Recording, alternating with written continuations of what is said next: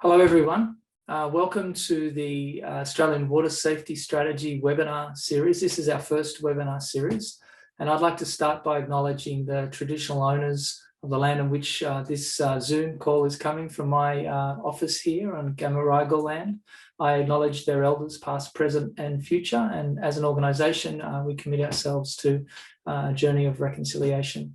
Listen, thank you very much for joining the webinar. We believe we've got around about 150 people joining from organisations and institutions and swim schools and aquatic centres from all across Australia. We're really grateful that you've chosen to spend your lunchtime today, or perhaps your morning tea, hearing a little bit or learning a little bit more about the Australian Water Safety Strategy. We've got a fantastic program coming your way. Very shortly, I will introduce Adam Weir, the CEO of Surf Life Saving Australia. But I just wanted to clarify that this is effectively an industry launch. In many cases, we would have brought everyone together and run a fabulous workshop or conference, and we would have had an opportunity over 2 or 3 days to explore the Australian Water Safety Strategy. Obviously, we live in uncertain times. It's a little bit difficult to congregate people in a particular place across the country. So we've chosen to do a series of webinars, and we're very hopeful that these will be highly informative and give you many access points to the Australian Water Safety Strategy so that you might understand it a little bit more, that you might make some connections with your colleagues.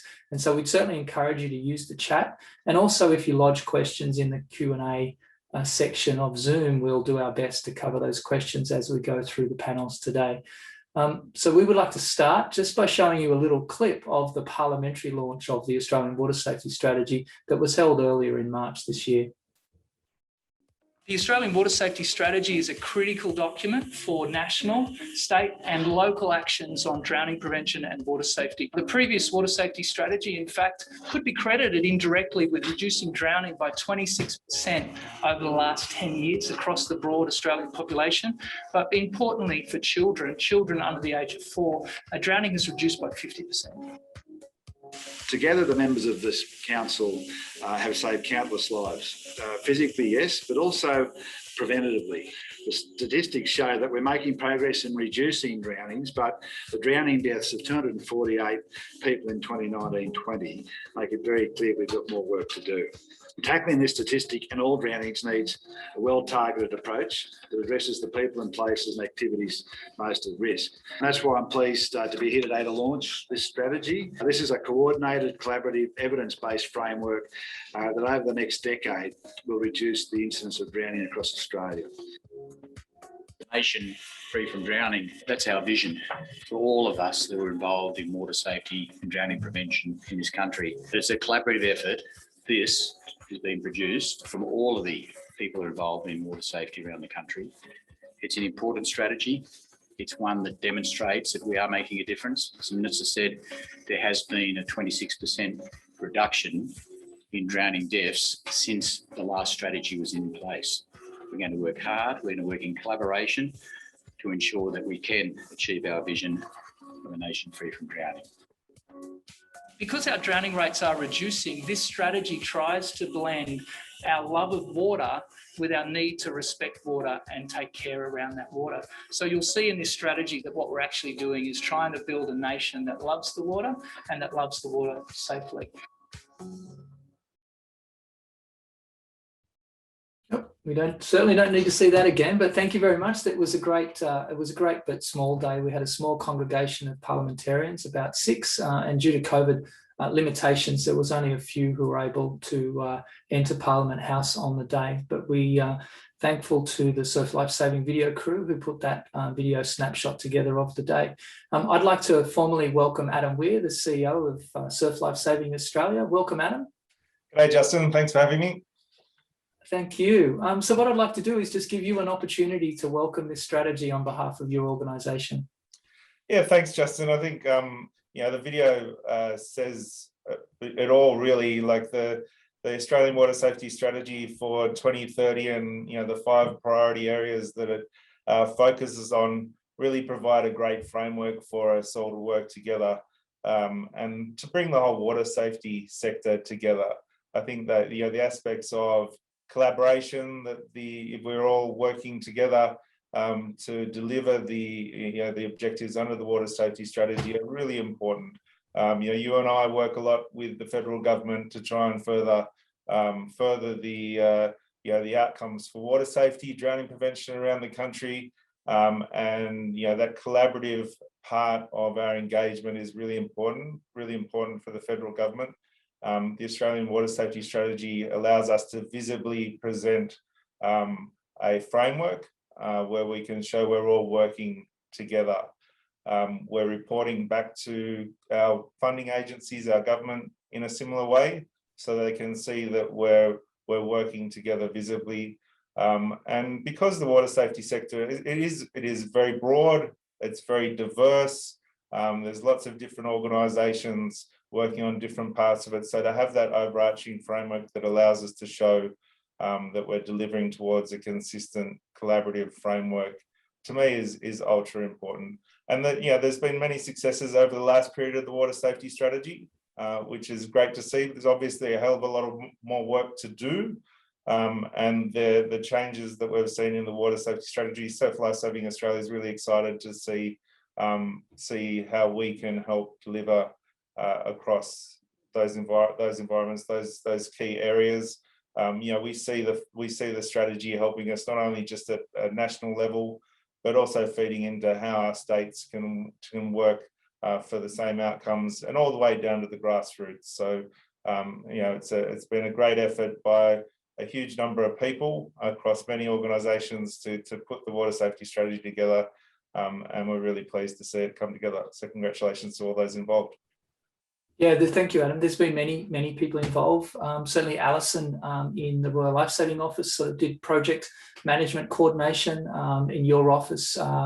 Shane and also Jazz Laws contributed quite significantly. And then there was sort of a wider group of about 45 people that very passionately and enthusiastically provided feedback, participated in workshops. So we're really proud that we put together a strategy that really is the reflection of the latest science, but also the passion of our practitioners, the people who are in swim schools, they're teaching, they're on beaches patrolling, they're lifeguards, they're lifesavers. I think that's one of the challenges in this strategy is you and I both know that there are a few things that we control and lots that we might influence. And so it's really important to create a framework that might help other governments, other agencies, and also organisations and even business to hook into and contribute to the Australian Water Safety Strategy.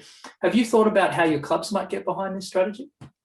Well, I have. I think the Water Safety Strategy allows us to, I think that influence component that you talked about just then, Justin, is really important. So the ability to use the framework to help guide policy decisions. So that can be, it can be at a federal level where we're focused on, but it can be all the way down to local government, which, our clubs around the country are primarily dealing with local government, and to show that their programs or align their programs to a national water safety strategy, I think is quite powerful, and quite powerful at a local level. And even looking at some of the programs that we're delivering now, to show that, they're not singularly focused across one outcome, but they're actually delivering across multiple areas of those 5 priority areas, I think just shows that it shows the effectiveness of some of those programs. And if we're all using the water safety strategy to, show or report back about what we're achieving, then that alignment and consistency across the sector, I think in itself is a very powerful outcome.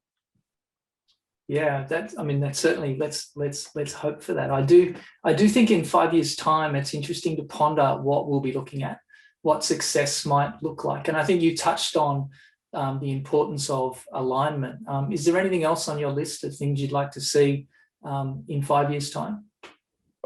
I think collaboration across the sector is really important. We see that, even some of the outcomes under the previous strategy. But our clubs collaborating with different at-risk groups, for instance, that are mentioned. So bringing on board some of the multicultural groups, the Indigenous groups, and how we can work better together to achieve a water safety outcome. So collaboration is really important, but collaboration can also occur across the sector. So, whether that's Surf and Royal working together or working with, Learn to Swim. So I think that's also not just about, influencing policy or getting funding, but there's aspects of the strategy that make it easier for us to work together. Yeah, I was speaking to someone in a global context the other night, and they had this wonderful turn of phrase, and it was like, go out and make friends. Yeah. So I think we talk collaboration, and I think fundamentally across the sector, whether it's a partnership between a researcher and a group of people that are teaching Learn to Swim, I think it's important that we use this strategy to go out and make friends and have a massive impact, and see if we can reduce drowning substantially. But also, I do think it's important to promote the Australian way of life, and that is utilising, accessing water for fun, for fitness, and for good health. Adam, are there any other final comments you'd like to make before we move on to the rest of the panel? No, I think just, congratulations to all the teams that have been involved. We're really looking forward to playing a strong role in, with the Australian Water Safety Council in both, advocating the Australian Water Safety Strategy, but also helping to deliver on those key outcomes. Ultimately, we're all here for the same reason, and that's because we want to reduce drownings. One drowning is too many, and we want to see that get as close to zero, a nation free from drowning, I think is the vision of the Australian Water Safety Council. So we want to help deliver that. Great. Let's leave it on that note, a nation free from drowning. Thanks very much, Adam. We might zoom you off to the crowd, and we'll bring in some more panel members. Thank you. Fantastic. That was Adam Weir, CEO of Surf Life Saving Australia. And so the next session of the panel, we're going to work our way through the two parts of the strategy. There are two areas. One area focuses on people, and the other area focuses on populations. We thought that these two areas work quite well together. And so I'd like to formally introduce Professor Richard Franklin from James Cook University and Susan Teerds from Kidsafe. Welcome to you both. Good morning, thank you. Good afternoon, good morning, Justin. Susan. Good afternoon, good morning. Great to see you, Susan. Can you just tell us all a little bit about yourself and what you love doing? So I'm the CEO of Kidsafe Queensland. I'm representing Kidsafe nationally because Kidsafe as an organisation has been around over 40 years, and it's good to see the number of drownings in this age group has gone down. I'm also the grandmother of 3 boys.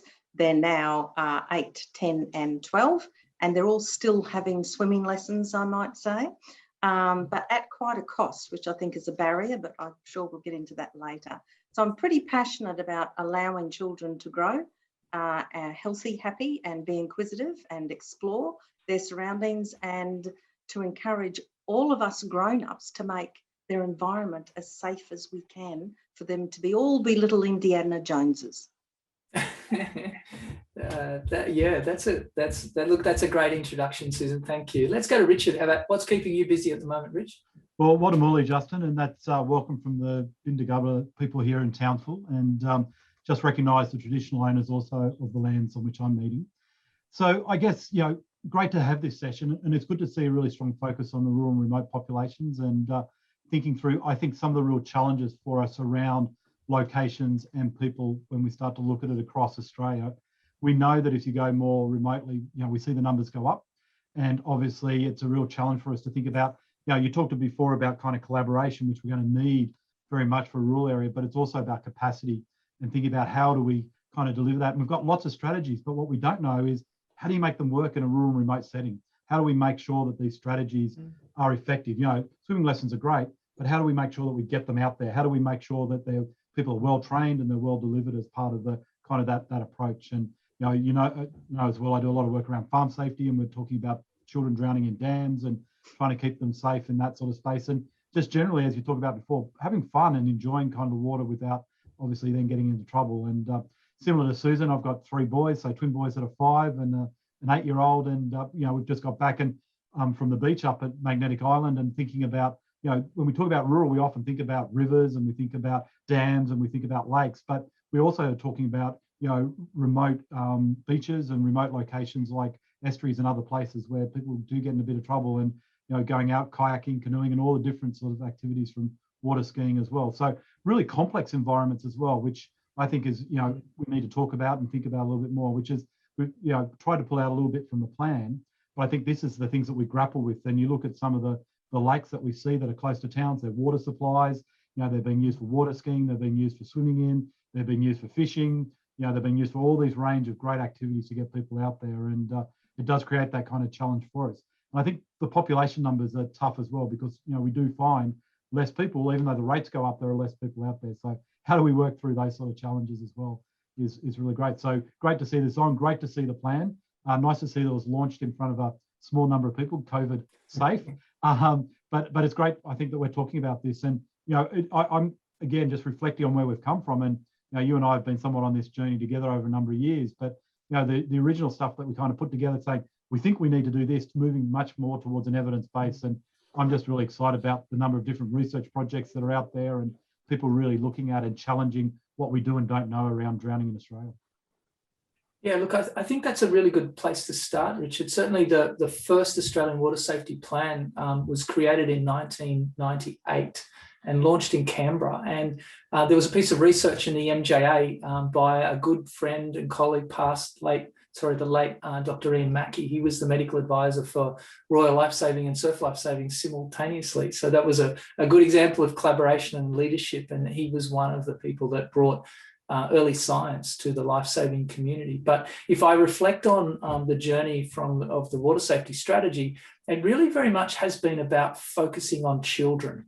So let's start the conversation, Richard and Susan, with children, and just reflect perhaps on the achievements that have been made, and perhaps some of the drivers for those achievements in reducing child drowning under 5.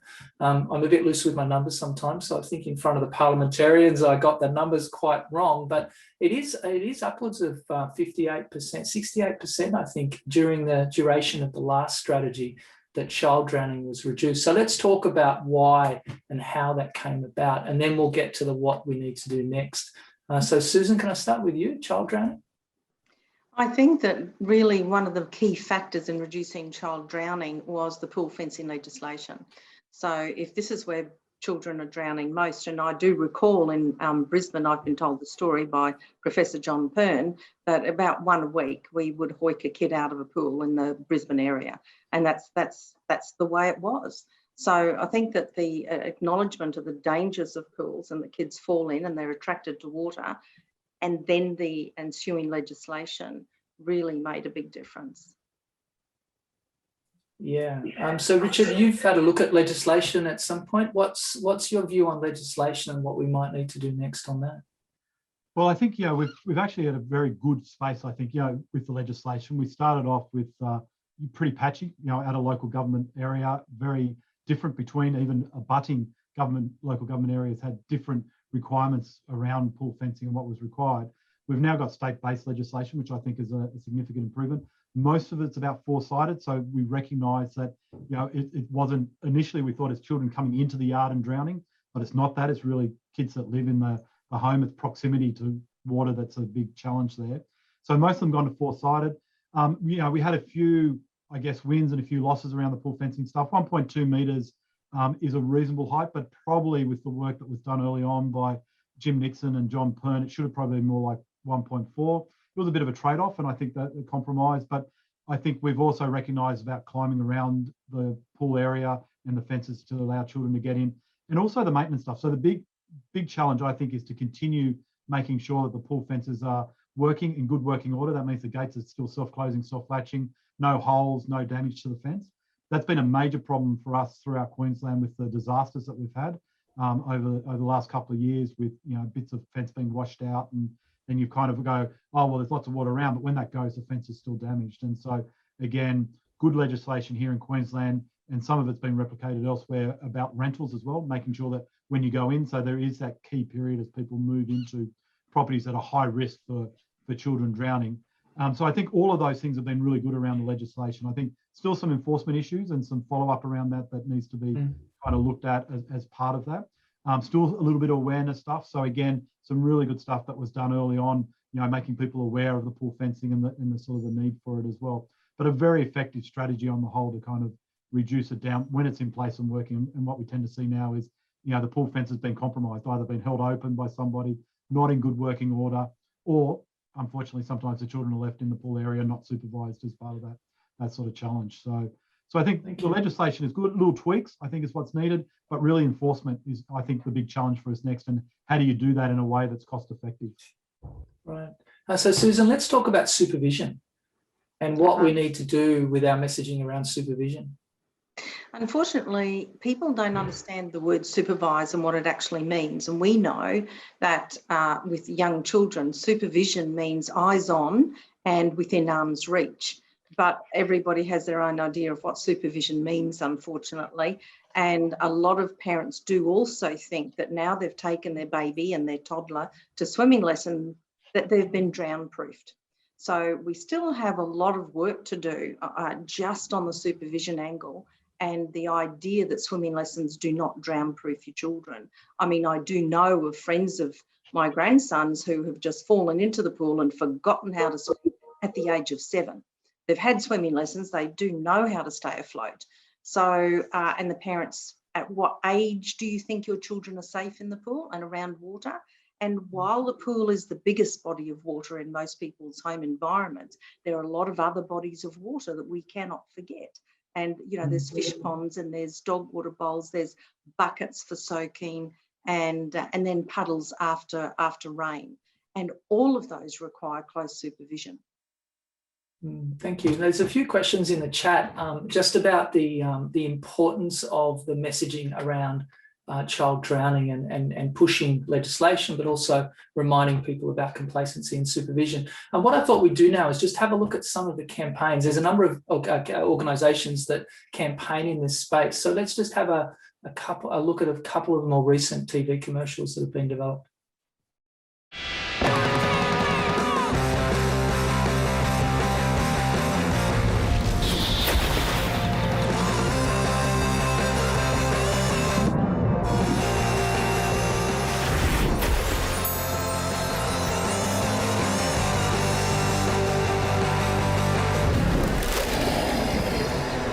Kids can't help themselves around water.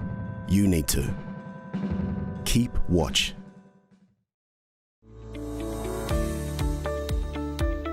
Simply open the pool or spa gate, let it go to check that it self-closes. To test that it self-latches, simply pull on the gate to see if it can be opened. If it doesn't self-close or self-latch, then the gate or the latch may need some maintenance or repair. Listen up, Australia. This message saves lives. It's the pool, shut the gates, teach your kids to swim, it's great, supervise, what you make, and learn how to resuscitate, Visit us online and we'll teach you about water safety. Kids Alive, do the 5. Thanks, Laurie. Laurie's been a great campaigner. I do apologise for the earworm because often I see that TV commercial and it's hard to get the song out of your head, which I guess is the point of communications. Richard, everyone's taking a slightly different angle at this. And one of the things in the water safety strategy that has been highlighted is the need to find a way to standardise the message and make sure that they are evidence informed. Have you got any thoughts on how the sector, as a consequence of this strategy, might try and adjust these messages or ensure that they get to the right audiences at the right time? I think there's two parts of that, Justin. I think we're actually a lot closer with the same messages than we were, a decade ago. I think, mostly we're talking about effective supervision, as Susan was talking about before, about being within arm's reach, all of your attention, all of your time. Slightly different ways that we kind of do that. We're all about fencing the pool. A little bit of, if something does go wrong, learn resuscitation. Is really critical as part of that process. So I think we are pretty close around the messaging. I actually think that that's a good thing. And I think then the question is, how do we get to other groups? And I think we do have some challenges with those where English is not the first language.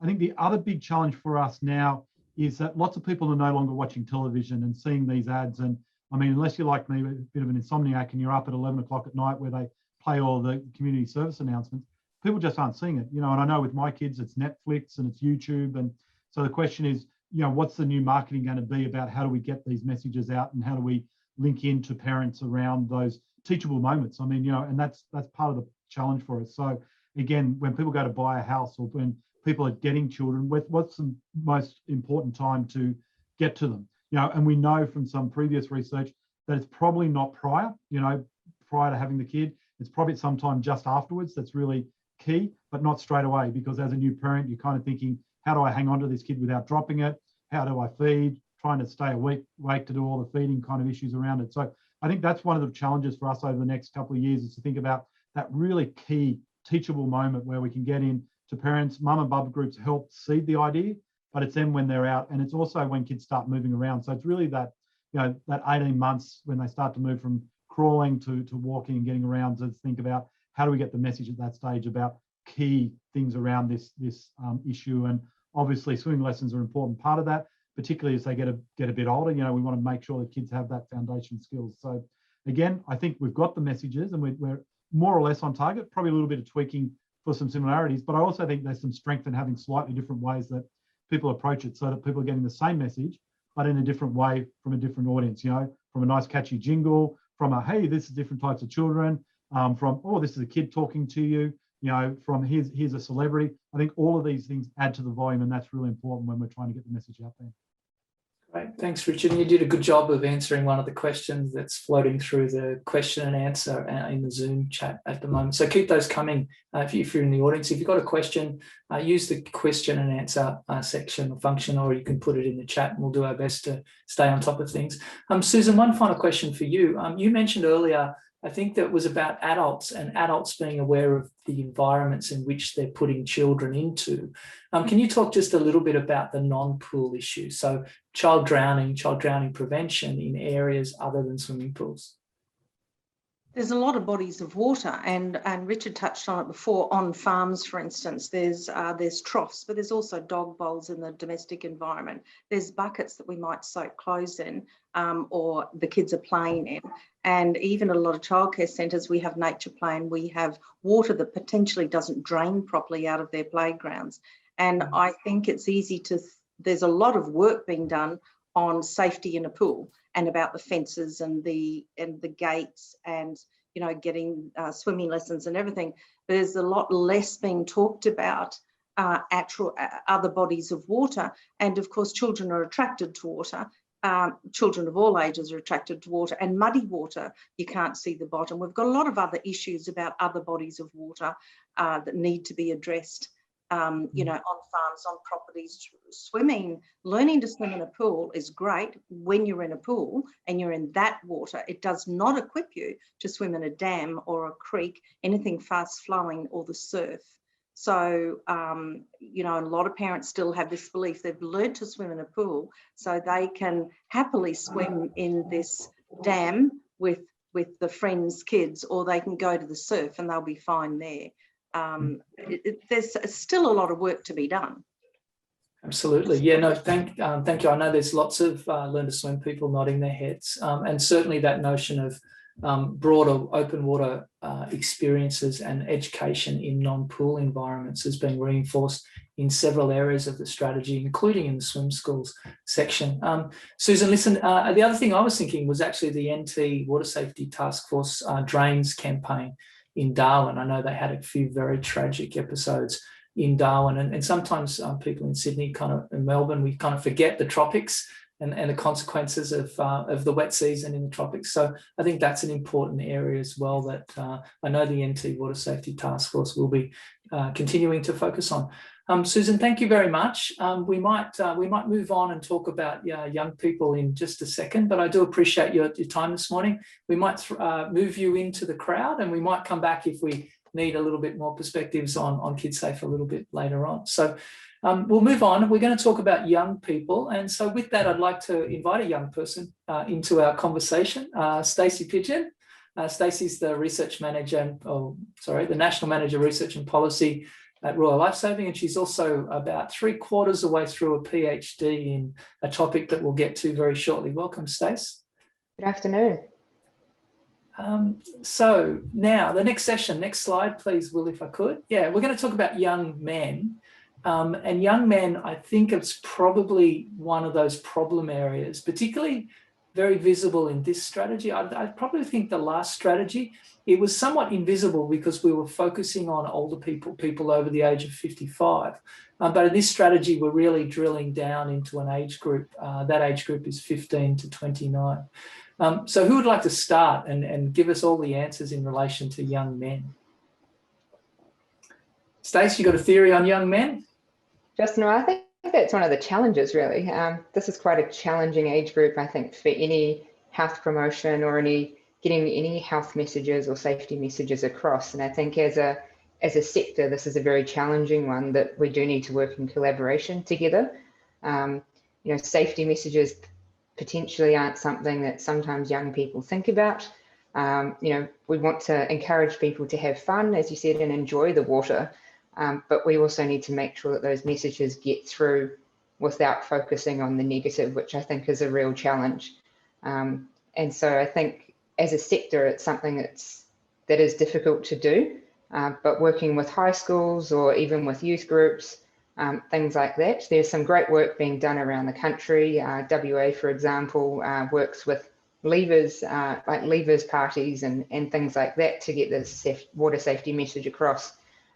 So I do think we have to be quite creative in how we get the messages out to younger people and young males in particular. Yeah, Richard, we might talk about some of the research priorities that were signalled in the strategy in a moment. But one of the things that people come back to here is about risk taking and education. And so, where does this need to go? I do think there's some sort of romantic perspective and an assumption that all secondary school students learn life-saving, but it seems to me that that's no longer the case. So risk-taking, education, what needs to be done in that area? Yeah, I think one of the first things is we've got to be very careful around the word risk-taking. If you can think back to when you're a young male, and I think back to those times as well, I mean, a lot of what we did wasn't about risk-taking. It might have been about challenging yourself. It might have been about going into risky situations. And so I think this is a really hard thing to correlate when you start to think about what is risk-taking. And the road traffic area is grappling with that as well. So, they talk about risk-taking males, but what are they talking about? People that speed or drink driving or those sorts of things. So again, I think we've got to be really clear about how we come back to some of those messages or what we mean by risk-taking, i.e. having a drink and then getting into the water. So the message is not about risk-taking, but it's actually about, don't drink and drown type of messages as part of that. And I think, as Stacey was talking about before, this is the challenge as we work with this kind of young male group, as you try and find your way in the world and think about who you are, and you do want to challenge yourself, and then think about what skills you might need around doing that. And I was just reading the other day about the tragic case where 4 young males did go to the beach and, chasing a ball in the water, went out, one male just continued to swim after it and ended up drowning. The other 3 stopped, but this one was the strongest swimmer in the group. So I think, there's a little bit more than just the swimming skills that are part of this. And it's about this kind of cultural and thinking about challenge and thinking about your own ability, which is, I think, really difficult in the moment. And so, again, how do we work with them, make sure that they've both got the skills, but got that kind of ability to think through those dangerous situations and then apply that in a peer sort of situation, which are all the challenges that we're seeing across a whole range of areas like road safety as well. Yeah, thank you. I think one of the consequences of the strategy is a real focus on research, and research has been a really important driver of policy and programs, and it's certainly building. I think there was someone that published some research a little while ago that showed that there's around about 80 drowning related publications a year just in the last year, and that grew substantially from 25 years ago. So we should all feel really proud about the contribution to that. There's a researcher in the audience that we might just hoik, we might grab her and see whether she wants to join. Jazz Laws has just published some research in this space around risk-taking men, young men in the coastal environment. So I wonder if Jazz can join us. I should say Dr. Jazz Laws. Are people getting in trouble for not introducing people as doctors when they're doctors? So Dr. Jazz Laws just joining us now. No, that's Susan. That's not Jazz Laws. Let's try Jazz. I'm here. Oh, too hard. Where are you? You got your camera on? Yeah, it's just there us. You are. Just arriving. Hello. Fantastic. Hi everyone. Thanks for Justin. Hi Stacey. Thanks for volunteering from the crowd. Greatly appreciated.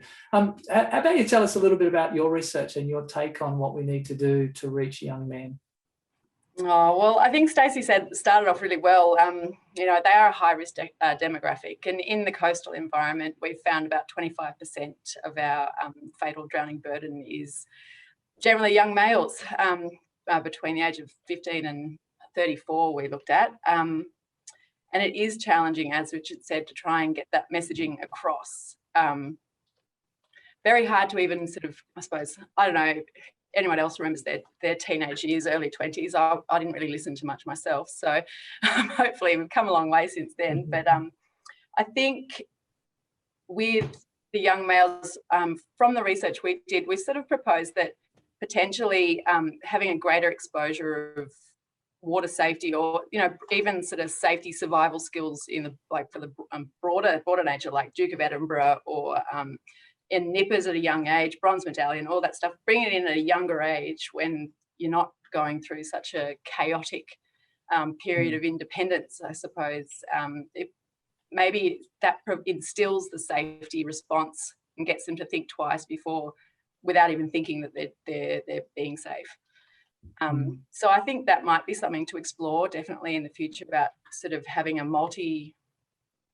strategy that spans the age groups, and then sort of topping it up, I suppose, at school, high school. Yeah, I think it's a really interesting thing to explore. And we do make lots of assumptions in this space. And I've got a question for Richard, and I'll preload this question. Rich, you've got young boys, and a few of them. I was at the local pool the other day, not the local ocean pool at Kidsafe. It was probably 6 months ago, and there was a massive swell from the south, and the local kids love chain surfing. And so you would assume to see a group of 18-year-olds, maybe the 15-year-olds, lined up on this chain, all getting smashed. And that's can be a lot of fun, but we also know it can have some catastrophic consequences. But standing back from that was a lady, and she was pregnant, and she had a 2-year-old on her hand, and the water was lapping her feet. And about 3 meters in front of her was her 4-year-old standing, and the little fella had a wetsuit on, so he came prepared. And I sort of looked at this and was a bit concerned by it. But then I looked further out, and just towards the chain was the 8-year-old. And in front of the 8-year-old was the dad. And so the whole family had congregated at Kidsafe that day to go chain surfing together. And so, is that a good thing, or is that scary? I'm a bit conflicted by it. Is teaching risk and sensible risk taking part of the equation here? And do we, by assuming that it's schools that should do this, are we missing part of the equation? Yeah, I think it's a good question that you asked, Justin. I think modelling behaviour is really important. When we look at the boating stuff, we know that if the parent is not wearing the life jacket, then the child's likely not to be wearing it either. Certainly with my kids, if I don't do it, then they say, why do I have to do it? You're not doing it. Why am I having to do it? I think we do want to introduce them to risk. I think it's about measured risk as part of it, so that they can learn and grow and understand. And that goes with some of the river locations as well, because some of them can be quite dangerous. But we also want them to be in the water. We want them to be having a look under rocks in a safe way, and learning through that. And so I think this is one of the real challenges for all of us about what is risky and not risky. And as an adult, it's different for what's risky for a child. And so again, how do we get that message out? So that obviously I'm thinking about a little bit more than the normal, kind of parent around this sort of thing. And I, go to some of these parties, and, I think last year I was with the young boys, and we were in the pool as I would normally be with them. And then this other kid jumps in, goes to the bottom of the water. I look around, are there any parents looking at them? Kid's still at the bottom of the water. I kind of go, oh, I better pull the kid up. So I pull the kid up, kind of a bit of coughing, spluttering. The kid's okay. And then, I see the parent going, oh, no, he does that all the time, jumping in the water. I'm like, well, why weren't you there? It's kind of thinking through those sorts of challenges. So I think that's one of the areas we've got to think about, because we do want people in the water. So what does that then look like? Good behaviour. What does it look like from a safety perspective about keeping that and making sure that they're kind of safe, and making sure that they're learning how to get through. And it kind of reminds me of the time, and Stacey and I were talking about this the other day, that we ran a program down in Tasmania for Somalian refugees. And they hopped in the swimming pool. They couldn't even stand up. I mean, it's something we would take for granted, but they'd never been in the water before, and they're laughing and having fun. But if they'd been in some other water situation, they wouldn't have known what to do. So I think we do want people to learn and grow and understand some of that risk in kind of a safe manner. And I think that kind of also then goes back to what Jazz and Stacey were talking about with the young males. I think part of the challenge for us is to find young males that can role model what the good behaviour looks like. And we don't have a lot of that. You know, we often go to the celebrity, or we go to, you know, an older person like myself now, as a parent, kind of saying, oh, you shouldn't do it. And the boy's kind of going, well, you know, I'm going to do it when you turn your back, type of thing. So I do think we need those role models that we can also bring in. And that kind of goes to a lot of the challenges with working with Aboriginal Torres Strait Islanders or CLD communities or others, where we're bringing in these role models to help them understand what it is and communicate in a way that they communicate. We're going to go back to Jazz in a second, but that's a really good segue. I can't let that go. Let's have a look at some of the young males that we're using to model safe behaviours via the way of communication campaigns. The mate who brings his high-tech Bluetooth fish finder, but not his life jacket. Or the one who has a skin full of his fancy craft beers by the river. Or the mate who always paddles ahead, but always falls in. You know the type. Some mates just miss the point. So when enjoying the water, make sure they wear a life jacket, avoid alcohol, and avoid going alone. Make the right call to keep your mates safe. I'm one of 4 million Australians who have been caught in a rip. I'm one of the thousands of people who's been rescued from a rip. I'm one of the many who have lost loved ones to rips. So we're drawing a line in the sand. Before you cross the line, stop to check for rips. Look for other dangers, plan how to stay safe. Let's all draw the line. Draw the line at beachsafe.org.au.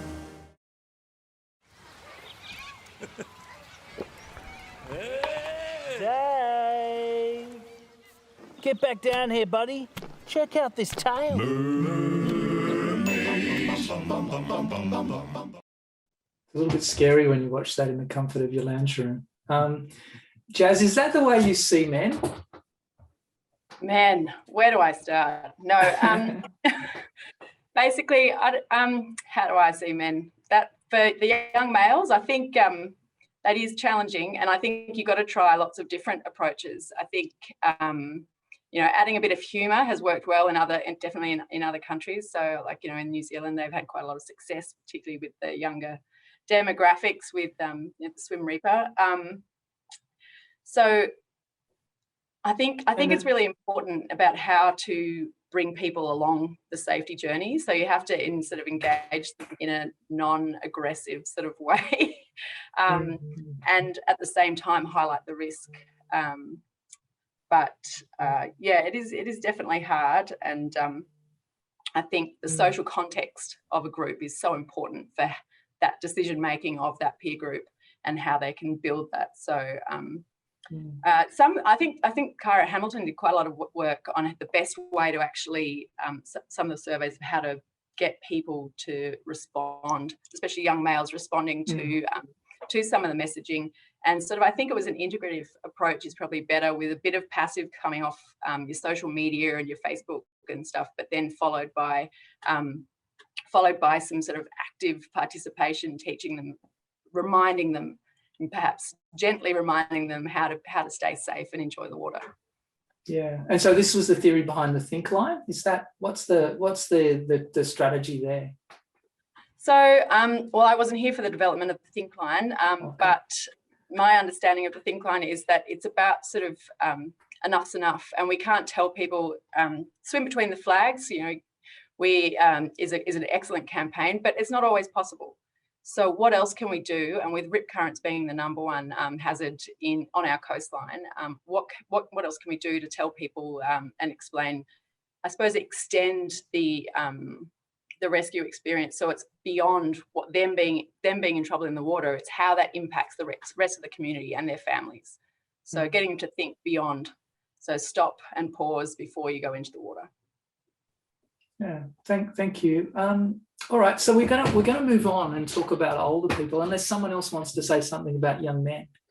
Justin, I think just to round out what Jazz was saying, you know, I talk about these teachable moments, but really what we're talking about is nudging people in the right direction. I think, you know, particularly young men, you get a lot of resistance if you're telling them what to do. But if you, as Jazz was saying, leading them on the journey, helping them achieve the right outcome. It's really about trying to nudge them, in that moment in that direction. So, giving them the skills to be able to say, it's not appropriate to drink here, giving them the ability to kind of say, hey, have you seen that ad, where we talk about not going by yourself?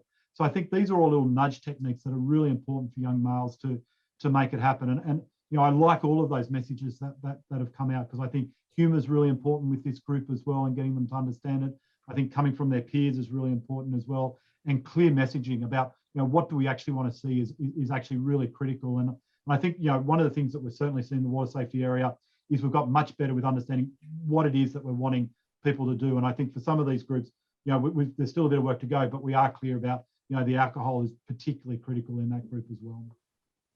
Yeah, I think Jazz made that point. I should point out that these were just TV commercials we were showing, and they're much bigger integrated strategies with layers, and so and in many cases on the smell of an oily rag. This is not a road safety campaign. These are not departments of transport budgets for prevention campaigns or maritime campaigns for that matter. These are small pieces that are rolled out across an organisational level. So very good. Jazz, would you like to stay for older people, or would you like to go back to the crowd? I'm not too familiar with older people. I'm still below 40, so I'll leave you guys with that. But thanks for having me, guys. Rub it in. Thanks very much. All the best. Okay, Stacey, older people. What's the agenda here? What do we need to do? I think people might be surprised that older adults are a high-risk population for drowning. So I think it's about getting that message across. We know that people are living longer, more active lives, which is fantastic. And we know that swimming is good for health, physical health and mental health as well. And especially over the last 12 months, we have seen, people in lockdown and things and needing activities to do, which create sort of both mental and physical health benefits and social health benefits. But unfortunately, what we have found with older people is that there may be medical conditions that come into play, medications as well, that can increase drowning risk. Absolutely. And so do you recall, I believe you would have been part of the thinking here, the previous strategy said 55 plus. And this strategy's gone to 65 plus. Do you recall the rationale for that? Can we share that with people? That's a tricky one, because I was going to say that is a tricky one because it has bounced back and forth. And I think once we have looked at the statistics, we are actually seeing more people over the age of 65 drowning, unfortunately. And I do think there was a few people who thought 55 was possibly a little bit young to be called an older person, so to speak. But in terms of the drowning statistics, we're certainly seeing that age group go up. And when we looked at, you introduced this session and said that children had met the vision of a 50% decrease. Unfortunately, we haven't seen that same decrease in older people. And in fact, we have seen some of those statistics do go up. So it's certainly an area that we're looking at and we need to look at. The focus has very much been on children, and rightly so. But how do we engage older people? And there's probably some of the same challenges that exist with young males in terms of trying to change perhaps a mindset. People have been doing water activities for a long time, boating, for example. And I know that the maritime safety sector has also identified older people as a key demographic for getting those safety messages across. As I said, people have been doing these things for a long time, but may not have the skills, or maybe their bodies aren't keeping up in terms of, just being more fragile, perhaps, maybe not as balanced on their feet, those types of things. So I think it's reintroducing perhaps ways to refresh skills, getting in the water in a safe way. And some of the safety messages that we push, so wearing a life jacket, going with a friend, all those types of things are still relevant for this age group as well. Yeah, one of the things we were trying to do, I think, is that the previous strategy in the consultation process, and Dr. Amy Pidgeon will remember this, is we were so accommodating of everyone's viewpoint that actually we ended up with this strategy that targeted almost everything. And so we set about in this strategy to try and be more focused particularly when it came to a life stages approach. And yeah, that 55 plus was too broad. There were sort of 3 or 4 different life stages in that cohort. And so the thinking here was to try and narrow it down into 65s. And it's not saying we're forgetting the 55 to 65s, but that was sort of, this is the tactics of the strategy.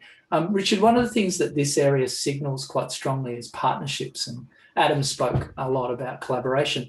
Where are the logical places to partner if we want to reduce drowning in 65-year-olds?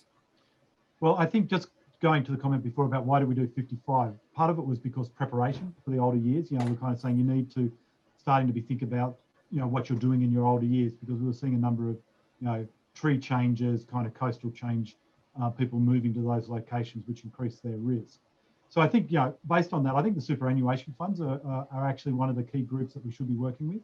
Not only, do they have some money to put towards it, but they hopefully have a kind of a community good that they want to keep and look after their members as part of that process. And everybody's got to be in a super fund. So, while there are a number of super funds out there, it's a really important aspect of keeping people healthy, enjoying your retirement. There'd be nothing worse than getting to retirement and you can't enjoy it, for whatever reason. So I think that's a key group as well, including, there's some other groups out there like RPO, which insures older people because they're less risky from an insurance perspective as well. So I think that's really important. And I do think that, as people prepare, there are these life-changing moments, as you move from school to work, as you move through those kind of life stages. This kind of 65 age group, we're seeing people retire slightly later, but what they're doing is moving to areas where they want to have this dream of what they're going to do in that space, be it more exercise around water, be it on a boat, be it, I'm going to live near it, to be it doing more fishing. So I think this is a really key group as part of it. And I think the other thing is we do need to be working with groups like pharmacists. The multiple medication issue is a significant issue, not just for drowning, but across the board from a force perspective. But I don't think people pick up on that you're going to be impacted by the medications that you're on, that you do need good health advice. Getting in the water is actually really good for you. It's a low impact. So for those that have lower mobility, sore knees and hips and that type of thing, then being in the water is a great way of doing that. And it doesn't necessarily also need to be swimming freestyle laps. There might be other things that you can kind of do in the water that keep you healthy and well as part of that process. I think it's also another area where we need to be bringing in the older age group. I mean, the Grey Medallion, I think, has been a really good. I've just seen it pop up here again in Townsville that people are interested in. There's lots of people going along to it. And I think it's that multifaceted thing about, I've got grandkids. So again, what do I do to keep them safe around the water? Hang on, I also want to make sure that I'm getting some really good exercise and keeping fit as part of this process. Plus, I really enjoy the water. It's something that I did in my younger years and would like to get kind of back into it. So there's lots of little different angles that we can get into it. And as Stacey pointed out, we haven't seen the numbers come down. I think it's a challenge for us. And a lot of these older age groups also do own swimming pools. We see a number of cleaning pools that fall in and other sorts of issues around it. So it's complex, but there are a lot of partners and a lot of things we can actually do to address it. Great, thank you. There's lots to do. I think there's the Silver Salties program. There's Swim Ready. There's any number of sort of interventions in this space. And I do think that most of the people that are in aquatic centres on the webinar will recall that aqua aerobics is booming.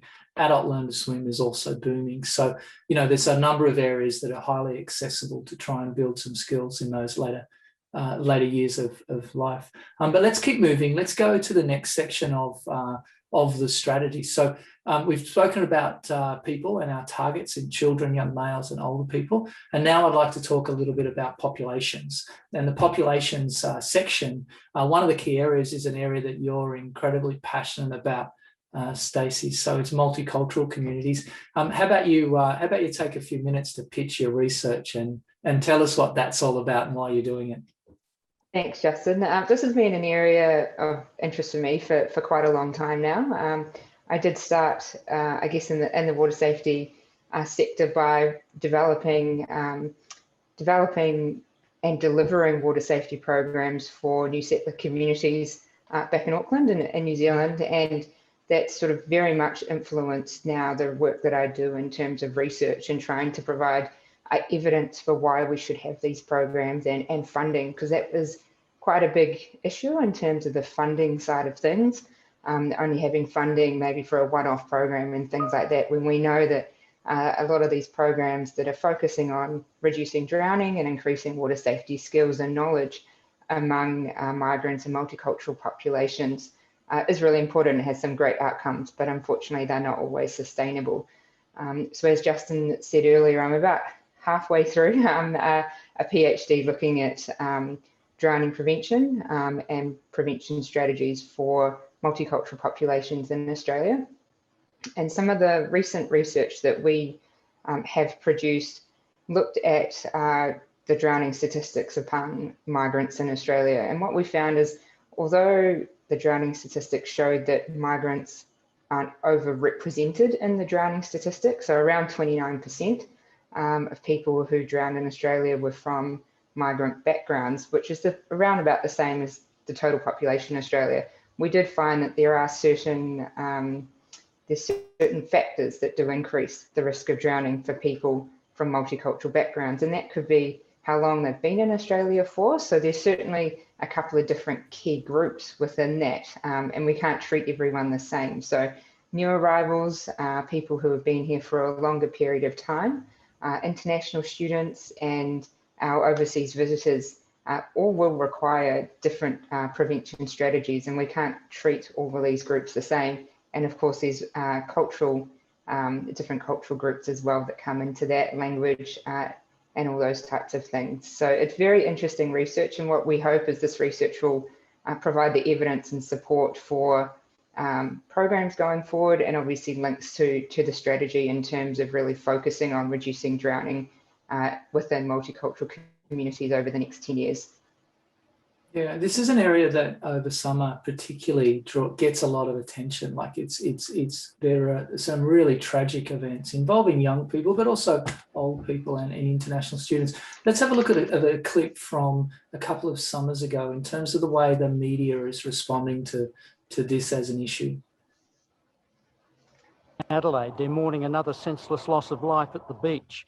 15-year-old Elias from Burundi was playing with others, some jumping from the Glenelg jetty, when fun turned to tragedy. Elias was pulled from the water unconscious and couldn't be revived.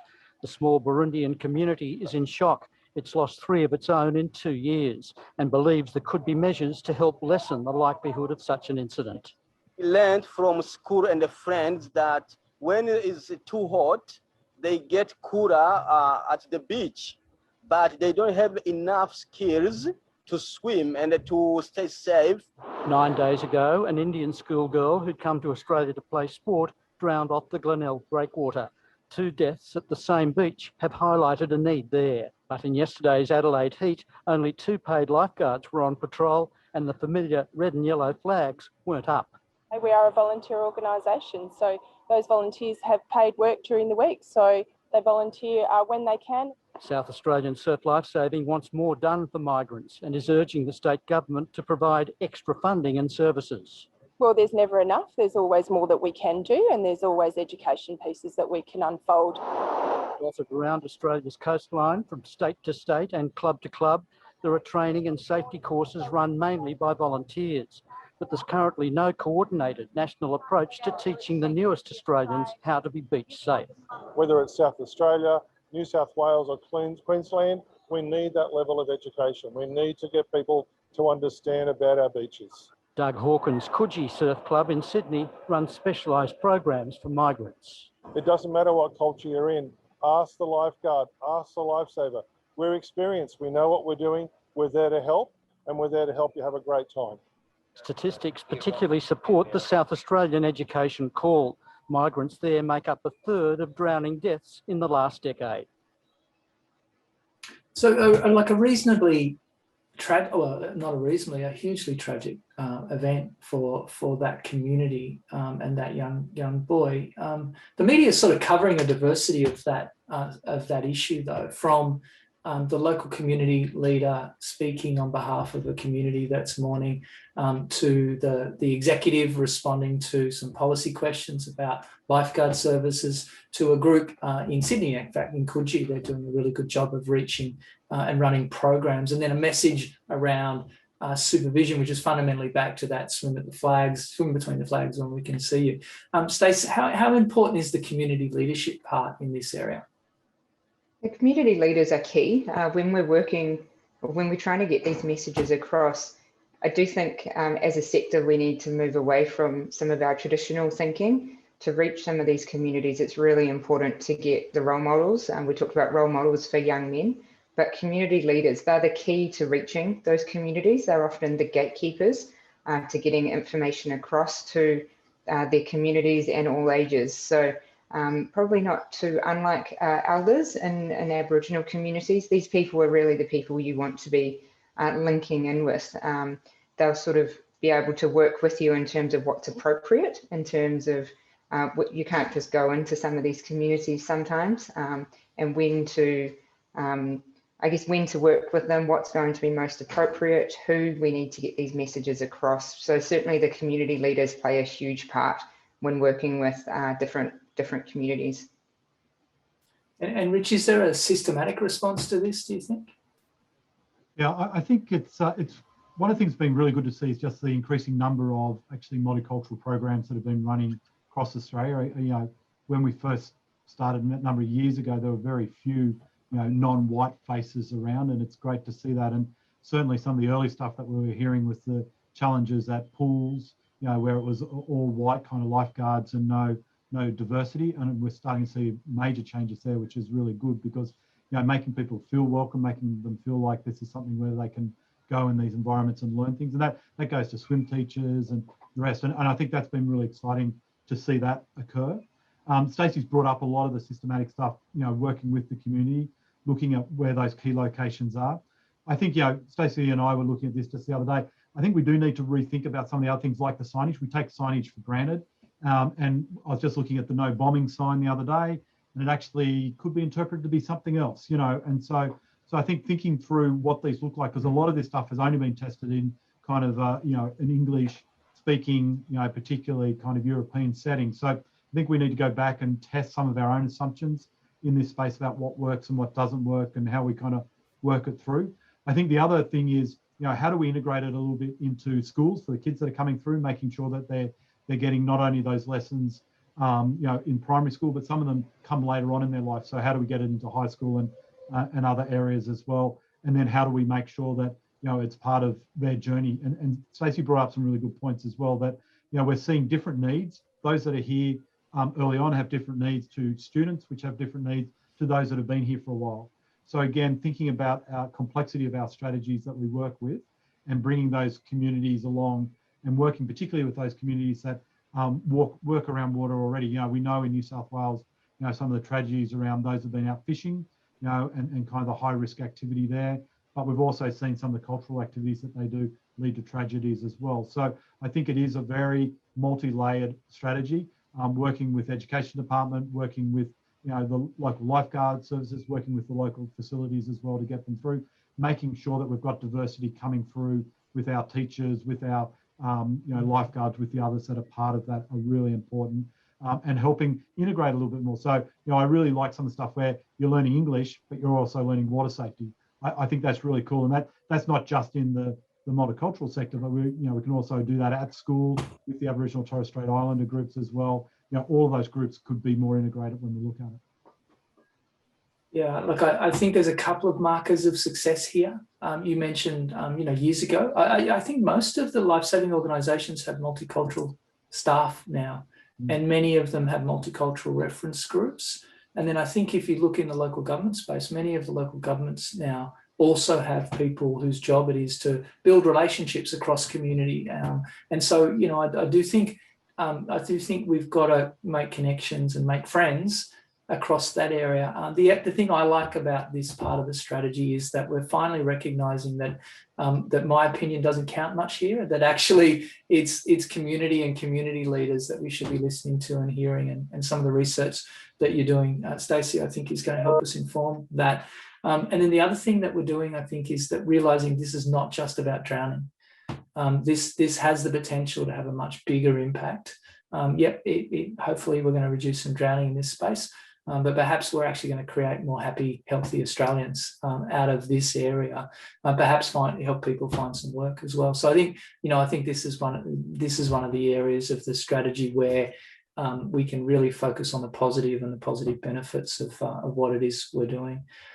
Let's move on. Let's go to your favourite area, Richard. I think you've been banging on, frankly. Franklin banging on.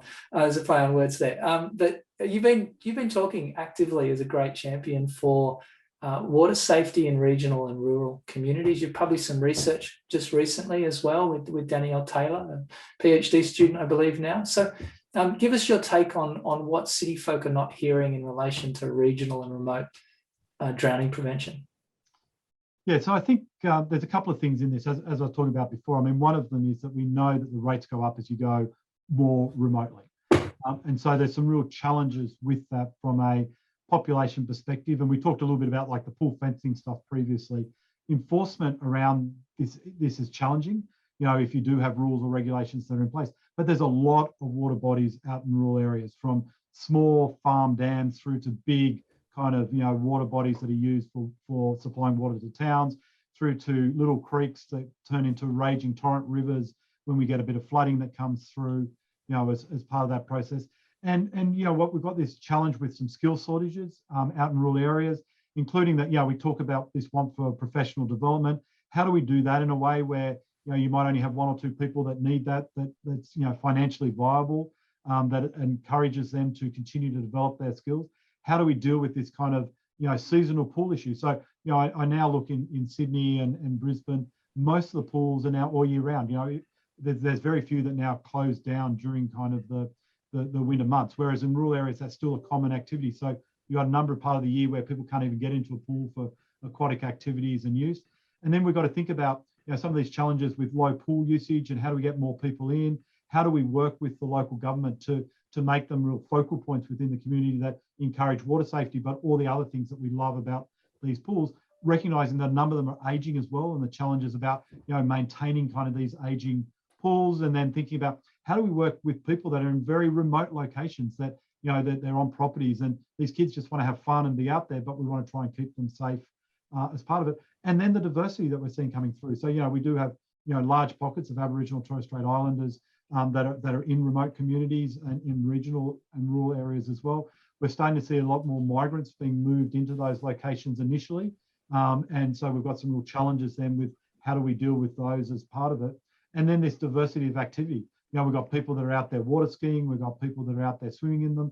We've got people that are doing fishing and other sorts of activities around these rural and remote locations. So, I think it's really important because I think, our rural population, is key for what we do. And unfortunately, we see higher rates. So how do we protect them and look at it? I think it's a real challenge, especially that we also don't know what works. We're assuming that the same things that we do work. So signage, from a road safety perspective, works because we enforce it. Signage on a beach works because we enforce it. How does that work then in locations where we've got nobody enforcing it or looking at it? How do we then deal with some of the challenges about people camping near some of these sites and keeping them safe? What does that look like for those that are then visiting these locations as well? So I think the rural remote area for me, like there's some things that we know. We know that they're drowning in rivers and lakes. We know that we've still got an issue with young people. We know that there's some strategies like safe play areas on farms that we'd like to see them get there, but we're not there as part of that sort of process. We know that we'd like to see more life jacket use, particularly on the large lakes as part of that process again. How do we make that happen? How do we make that being part of what you do? We know that we've got some real challenges around that. So I think it's an area where there's a lot that needs to be done. There's some things that we know should be done as part of it. And how do we make that happen in, I think, a cost-effective way? We've got a lot of great volunteers out there, but how do we make sure that they're well supported as part of that process as well? It sounds like a massive area, actually. When you describe it like that, you've almost described the full water safety strategy, but contextualized to regional and remote communities. So a big challenge. So you're involved in some research with Amy and others recently that actually identified a stakeholder that we haven't pestered on water safety. So what's the role of the water authorities here? Yeah, look, I think they do have a role in this because they own the water. I mean, essentially they're the owners of these water bodies. they decide who can come and use it or not use it from that perspective, or when it can and can't be used. So again, I think that they're a key partner. They also are part of the group that maintain the roads and areas that give you access to it. So if you look at some of our other strategies, and again, I'm just taking the beach as an example, we put up signage as you go along. It's really, now we'll see signage as you come into the car park. So hopefully you're making a decision about whether it's patrolled or not patrolled, about where some of those dangers or things might be in those locations. So I think we need to do a lot more with them about that communication part of it. Maintenance of those signs is really critical. And I think we need to be thinking some of the new things, this Internet of Things, where we can actually change these signs based on the dangers that are occurring. And so there's a little bit of work now looking at remote sensing when it comes to flooding and being able to close boom gates, etc., without there needing to be a person that goes out and pulls them down and puts signs up, and that they then, when the water goes down, they disappear again. Because again, if you've just got something that's there all the time and it's not a risk at a particular time, people then just think it's just part of the fabric or part of what's kind of going on. And some of that same challenges that, again, if we use road safety, using that 40 kilometres an hour signage around schools, we take it down. We have flashing signs to let you know when it's in action, and then it goes. Same with flooding, same with other sorts of risks that might be there as part of that sort of challenge. So I think we do need to work with them. I think the other group is the National Parks Authorities as well. They're doing a little bit of stuff, but again, how do we bring them more into the tent? How do we help them understand the risks, and how do we work with them about what actually works? They're much stronger in the US around some of these water safety bodies, and so learning some of the lessons out of the US and how we can transpose that into the Australian setting will be really powerful. It's a good point. I don't know. My hunch is that the legal framework in the US around parks and wildlife and the roles and responsibilities and the fear of litigation, there might be something in that. I do think we've got to find a way to draw national parks and also the water authorities into the drowning conversation, make friends with them to see whether we can have an impact. Stacey, it strikes me that there's some overlap here with this idea of community partnerships with some of the earlier comments that you made in relation to migrant communities. So what does this look like in a community partnership model? I think we've touched on this actually throughout all of the populations that we've talked about today, but I guess my area around multicultural and migrant areas, Richard said that the settlement support or the settlement strategies are actually moving new arrivals into these regional areas who perhaps are not so familiar with our waterways. So it is bringing in, I think, a range of partners, looking at, as Richard said, bringing in the water authorities, but also the health and settlement support agencies and things like that as well. So I think we do need to start looking beyond not just the drowning and water safety sector, but we need to bring in all these other partnerships from outside the sector, regardless of what age group we're looking at. Regional remote areas obviously have people who are aged across the lifespan. So we're really focusing on how do we, provide the services in these remote and rural communities that can target all of the age groups and all of these different backgrounds. And by that, we need to be including health, education, settlement support, national parks and wildlife. So I guess for me, it would be looking at a model where we've got a range of different partners on board, a range of different stakeholders, looking at drowning prevention and potentially local water safety planning. Right, and we might build on that concept in future webinars. Thank you.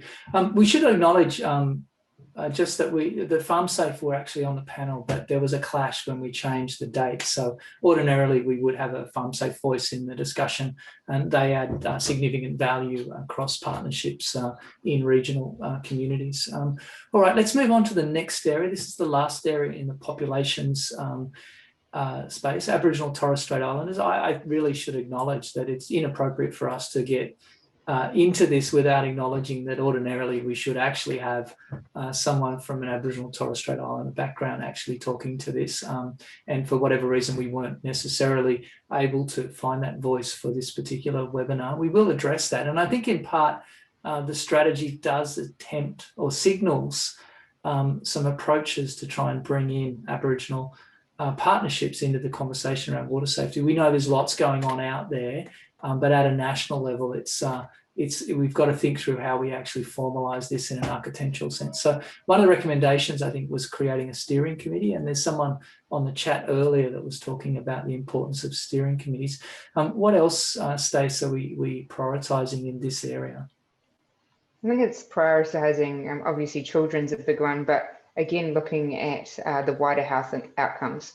So water safety and drowning prevention, again, great outcomes, longer term outcomes, but really looking at other outcomes, whether that be for around youth, employment, those types of things, giving people skills and knowledge. But as you said, Justin, the most important thing is having those Aboriginal voices in this conversation and going forward, and having people on board, much like what I talked about with multicultural communities. We can't do this without the communities that we're trying to reduce drowning with, and how we do that might be different with every community.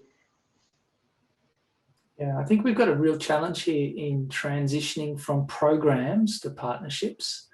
Like I do think that that's one of the challenges. Is there's a number of initiatives, whether it's swim schools reaching out to a community, whether it's an organisation going out and providing a range of services into communities.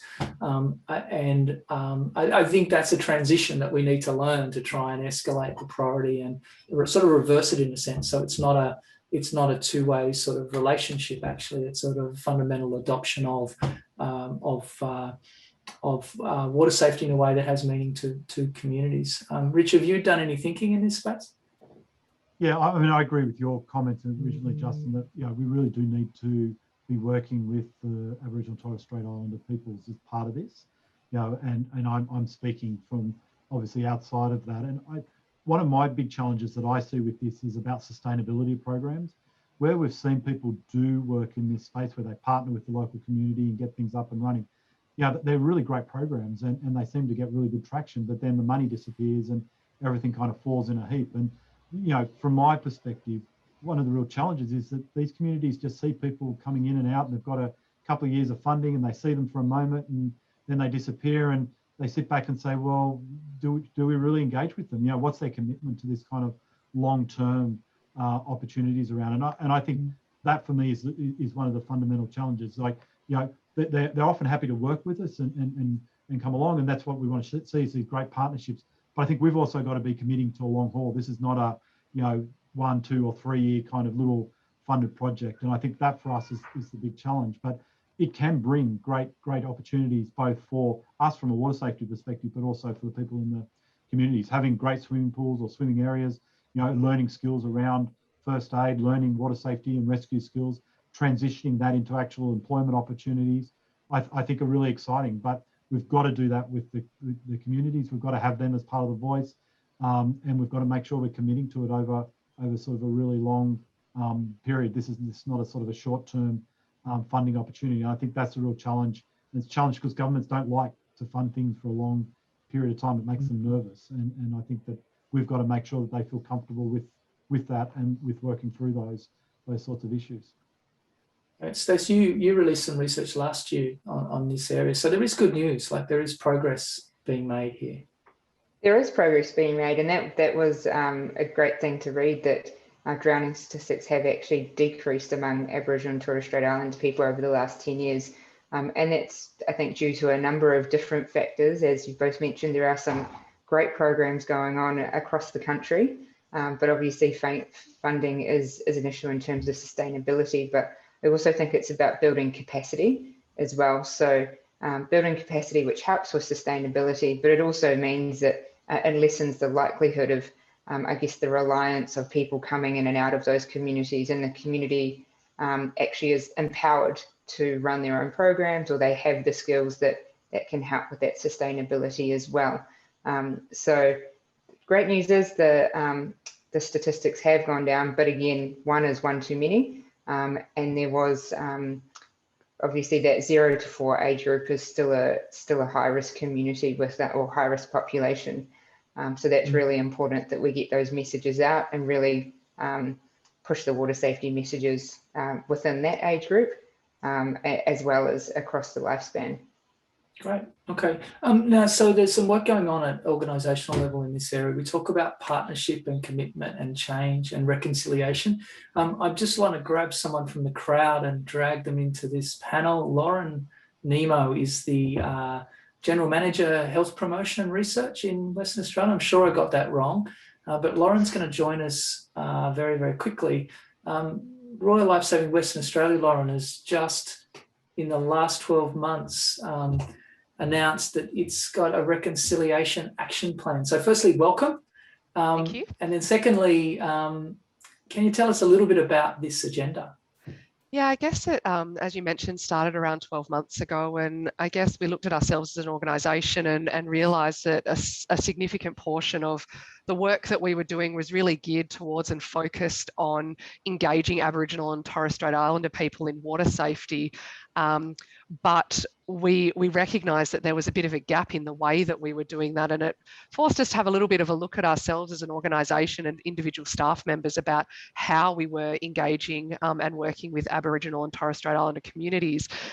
So we formed an Aboriginal steering committee, which has representatives from a number of different Aboriginal communities throughout WA, with the main purpose, I guess, to establish a reconciliation action plan. Which has been a really interesting process for us as an organisation. It's really forced us to reflect, I guess, as an organisation and individual staff around what our current understanding and awareness is of Aboriginal culture and how we live and work with them, but also, I guess, has really challenged us in what we're currently doing, and I guess provides us the motivation to really look at how we're operating as an organisation and reflect about how we can actually seek greater opportunities to create more meaningful relationships and meaningful partnerships and collaborations with Aboriginal and Torres Strait Islander communities. And for us, it's a little bit more than just increasing participation in our programs. It's about improving the way that we do things and really shifting the way that we work as an organisation to accept and engage with Aboriginal people. So it's been a very interesting process, and over the last 12 months, we've actually started to see some really positive changes and shifts in the way that we're doing business. And so talent pool, is talent pool an example of a positive shift in the way you're doing business? Yeah, I think we've seen a couple of things. Talent pool certainly has been a really successful program for those that aren't aware.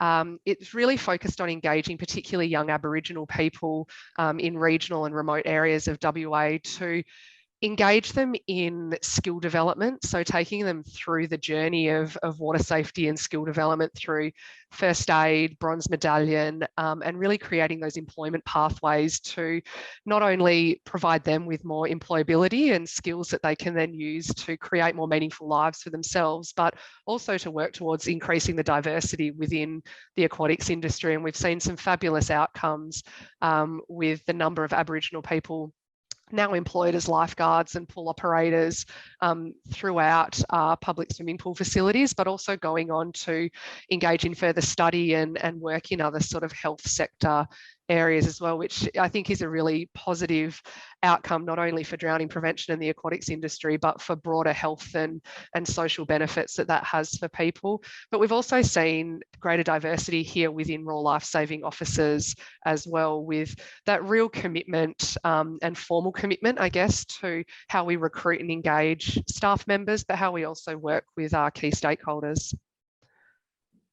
Yeah, it's fantastic. We've just embarked on that journey, and certainly Sabra in our office has a phrase which is a humble posture of learning. So we're all being humble and we're all learning, and it's a really fabulous thing to do. Actually, I think we don't recognise our bias and also some of the significant gaps in our own understanding and knowledge as a consequence of not engaging in the conversation and reconciliation. So I'd encourage a few people in the chat asking about it. I think you can access that information just by the link in terms of the Royal Lifesaving WA wrap, but also if you just look in reconciliation action plans generally, you'll find there's lots of organisations that have embarked on that journey.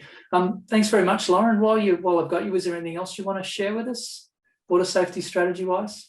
Well, look, I just think it's a really fabulous document that's been pulled together that provides some really clear directions for not only us as a sector, but really encourages those outside of the sector. There's been a lot of discussion today around collaboration and partnerships and making them meaningful and of benefit to both organisations. And I think that this provides a really good platform for us to not only engage better as a sector, but to engage more broadly with academia in terms of knowledge translation and how do we get all this focus on research, which I think is really fabulous to see in the strategy, into those formats that can really be easily adapted into programming policy and sort of development in that space. So really excited to see what we can achieve over the next however many years.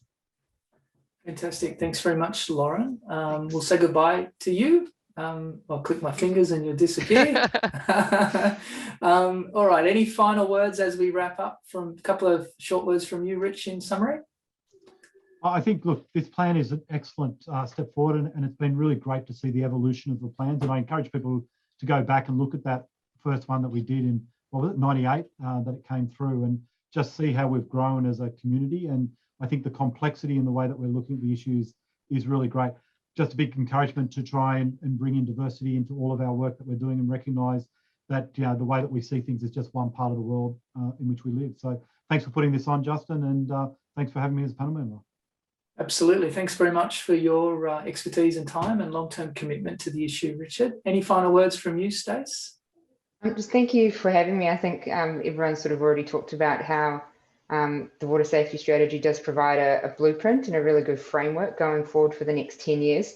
And I think the important part is the fact this is a long-term strategy. Previous strategies have been 4 or 5 years, but this is actually about making that long-term change and working together collaboratively, both within the water safety sector and also thinking about those wider partnerships as well, and also thinking beyond our drowning prevention and water safety outcomes. So we've talked about employment, we've talked about skills, we've talked about sustainability, and partnering maybe with people or organisations that we traditionally wouldn't have. So I think that's important to keep in mind, that it is a long game, and people are, or as you know, and there have been lots of strategies leading up to this point, but we also need to bring lots of people along on the journey as well.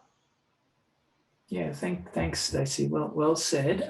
So thank you both to you and to Richard. Let me just plug the next seminar series before I wrap up. So the next webinar is next Thursday, same time, same channel.